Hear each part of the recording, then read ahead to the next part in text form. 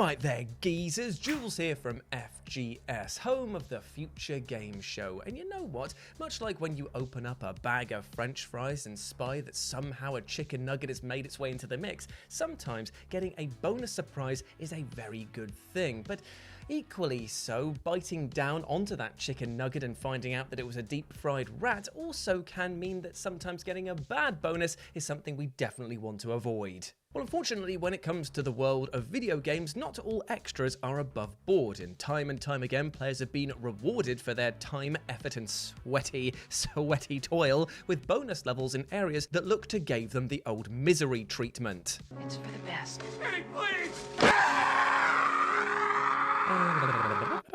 So let's take a look at the bonus levels that bashed your brains in. As I'm Jules, this is FGS, and these are the 8 secret video game levels that will destroy you. And you know the drill by now, it's going to be laced with deep cuts, because this is the Deep Cut with Jules Gill. Baby!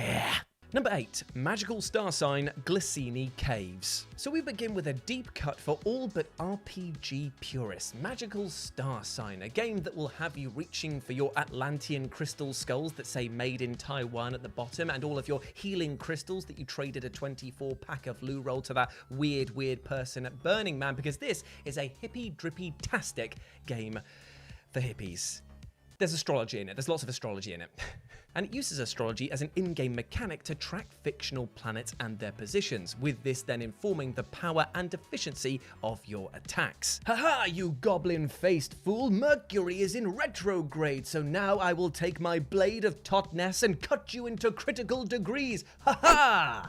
Also, I sell friendship bands. Anyway, enough poking fun at the game, let's turn our souls to Swiss cheese by heading over to a secret dungeon in this game that is so utterly unfun that you'll have any joy that this game gave you sucked from your very bones. Say hello to the Glycine Caves, which for obvious reasons I will be referring to as the Glizzy Caves from now on. Come on. Although maybe it's the caves who will have the last laugh, because your blood will be glizzying, I meant to say the word glistening. It doesn't really work. It works in a text form, but doesn't work saying out. But it's funny. Trust me, it is funny. Your blood will be on the walls very soon is what I'm trying to get to.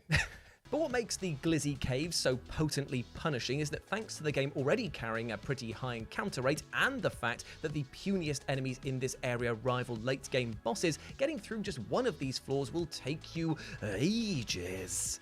And there's 20 of them.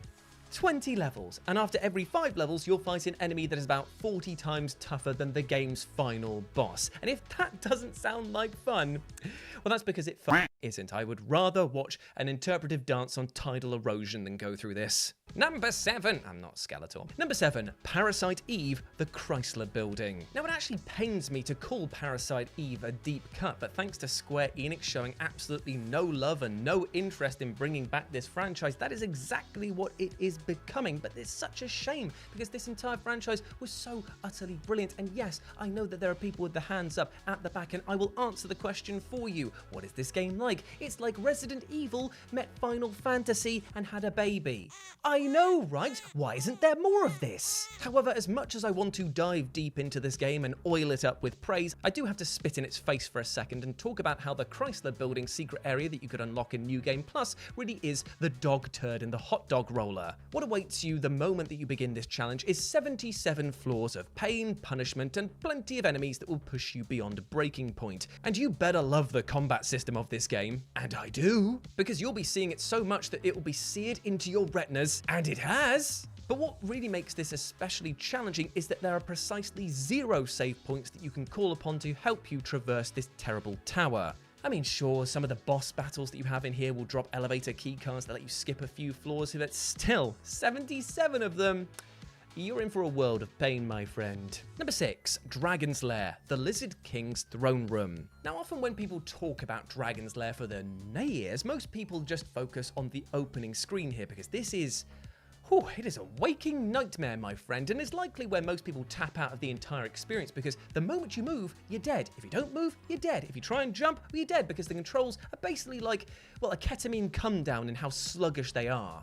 Yet you know what? This game actually hides another atrocity deep within its stanky bowels. But there's actually a secret bonus area / hidden boss that can be fought should the player want to recover any gold that they've lost throughout the game. Entering the Lizard King's throne room will see Dirk have to maneuver his way through a trap-filled expanse whilst being chased by the Lizard King, who, as you can tell, has had a significant downgrade since its arcade iteration. Yet this flying wad of snot does have one trick up its gizzard wizard sleeve that his better animated brother doesn't, and that's that he's completely and utterly invulnerable to your attacks. Yeah, that's right, whereas he can just kill you in one hit, you'll be throwing daggers into his face, right into his eyeballs, and he'll just shrug them off like they were nothing but spit wads. How brilliant. So, what you've got here is you've got an unkillable enemy that is chasing you relentlessly through a stage that you have to maneuver through with the worst platforming controls ever. Does that sound like fun? Well, it's not, my friend, and the best part is that you can't even leave this bonus room either. No, once you've engaged with it, you have to go all the way through in order to get back out, and to add a little bit of spice right into your open wounds, you can lose lives in this section, meaning that you can get a game over here. What is this, a bonus portal to hell?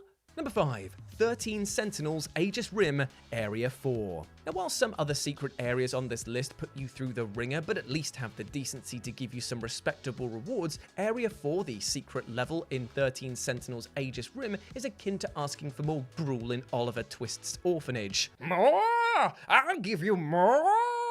Pain, that is! That was a bad joke. Actually, to be fair, this secret area does actually give you something, and that something is 9,999 waves of ever-increasing enemies. And no, that's not a typo in my script. I'm not f***ing joking. That is real.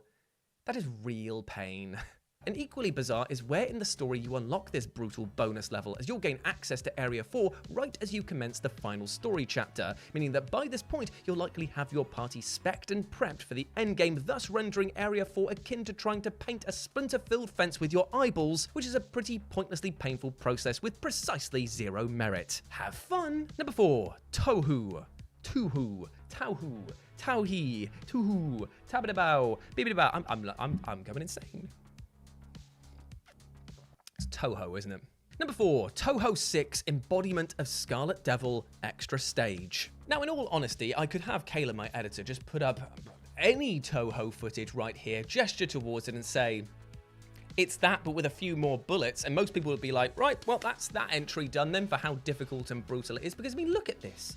What is going on here? What is this? What are they doing here? Who is that? I don't know what that is. Ew, gross. I hate it. Get it out of here. Why is it coming back? I don't like it. Kayla, get rid of it, please. Actually, it's kind of bothering me. For real, actually. Like breaking character. Stop it. Just get it away. Come on, I've had enough. Is it gone? I can still see a bit of it, Kayla. Can you move it off? Thanks.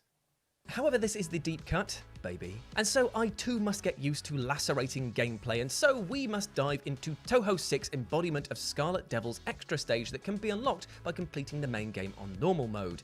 Yet unlocking this is like slamming your penis in a car door, because all you've done here is provide yourself with a painful situation that will have you seeing stars. And the stars in this case are the ungodly amount of bullets fired out by the main bad of the level. Now I know that there's going to be some Touhou purists out there that are going to be wiping all of the crusty tissues off of their desk and just saying, well, technically this extra stage isn't even that difficult. It's not as difficult as one of the stages on lunatic mode. And yes, you're probably right, my shapely and moist liege. Yes, you're right. But at the end of the day, we are but commoners. We are just peasants in your presence.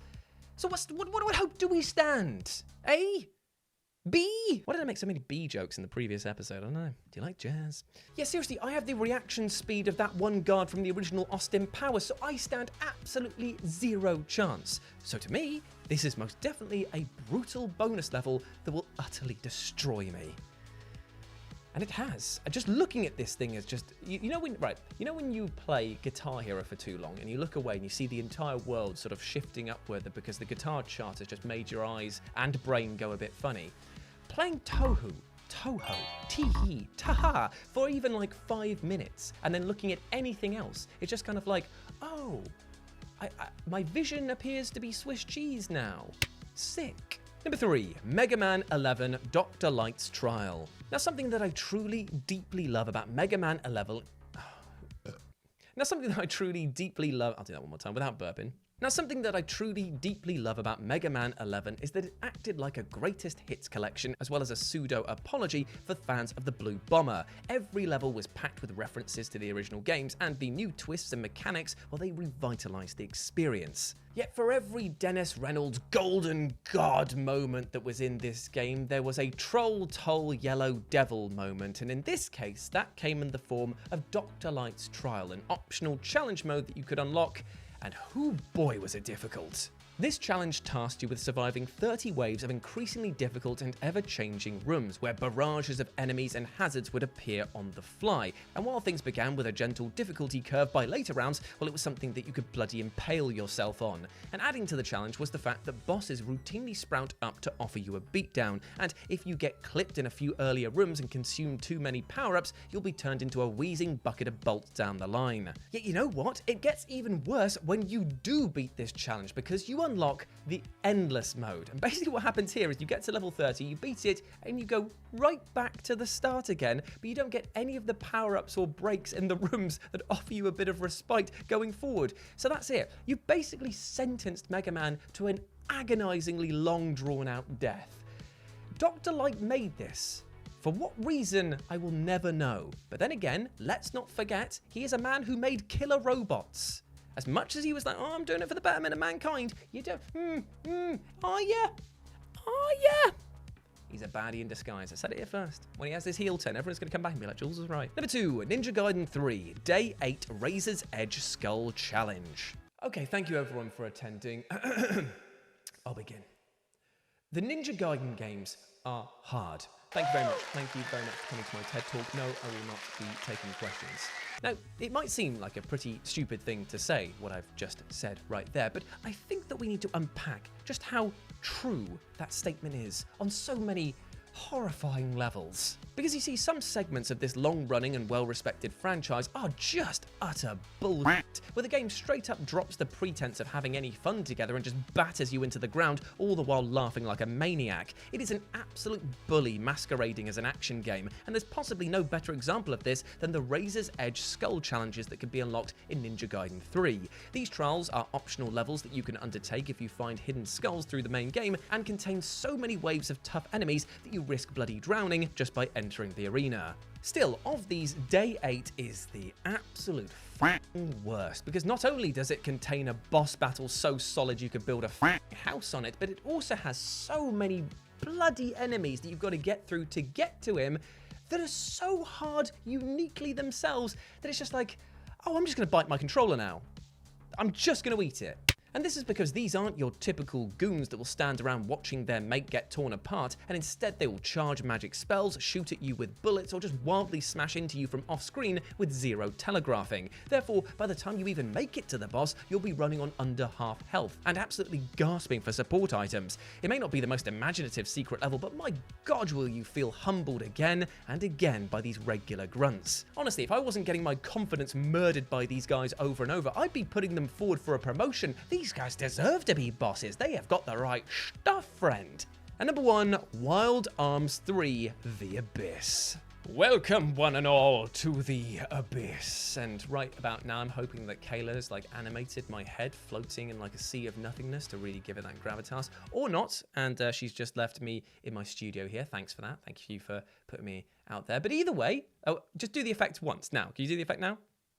Welcome to the Abyss. She's just left me sitting in my studio again, hasn't she? Thank you very much. Forget it, you ruined the moment anyway, which is exactly what the Abyss in Wild Arms 3 will do to the very concept of fun. And while it's true that you do go to the Abyss in an early chapter of the game, you don't unlock its full secrets until you've leveled up enough to go beyond the first 10 rooms or so. But trust me, you'll wish you hadn't, because what awaits you here is actual hell. For a start, every single one of the 100 levels here are randomly generated, meaning that you might get totally screwed over by RNG again and again by bad enemy placements or item placements, all of which will eat up your time and resources. And I sure hope that you've got nothing pressing on the calendar today, my friend, because going through the Abyss start to finish is going to take you around 6 to 8 hours. I know, It's awful, right? And the worst part is that there are no save points whatsoever, and you've got to do it all in one run, and if you choose to leave, it puts you right back at level 1 again. Excuse me a minute. Screaming therapy is good. Seriously, I thought that Rock Band 2's Bladder of Steel was a time sink. This is just awful. However, it's not just the doom and gloom of this that will sap your energy, because what will utterly destroy you is the music in this arena, as it evolves the deeper you go, starting out as a fairly upbeat tune that becomes more strained, slower, and incredibly dark. You're literally venturing into hell, and the game wants you to feel that every step of the way, which is a great idea. I mean, props for your commitment to the bit here, but at the same time, I don't think the devs will be laughing so much and patting themselves on the back when I send them my next therapy bill. And there we go, my friends. Those were 8 secret video game levels that will destroy you. I hope that you enjoyed that, and please let me know what you thought about it down in the comment section below. As always, I've been Jules. You can go follow me over on the social medias here, and you can follow my wonderful editor, Kayla, over here as well. But before I go, I just want to say one thing. Hope you're treating yourself well, my friend, because even though we spoke about how your sanity could be smashed to pieces like a fine piece of porcelain, let's put it back together piece by being kind to ourselves. You know that Japanese technique? I've completely forgotten the name of what it is, but you use the gold leaf to stitch it back together to make something new and beautiful. That's what we need to do every single day by treating ourselves with kindness, love, and respect, because we bloody well deserve it, all right? As always, I've been Jules. You have been awesome. Never forget that. And I'll see you next week for another Deep Cut. Baby. Bye. Oh, just need my bloody tower.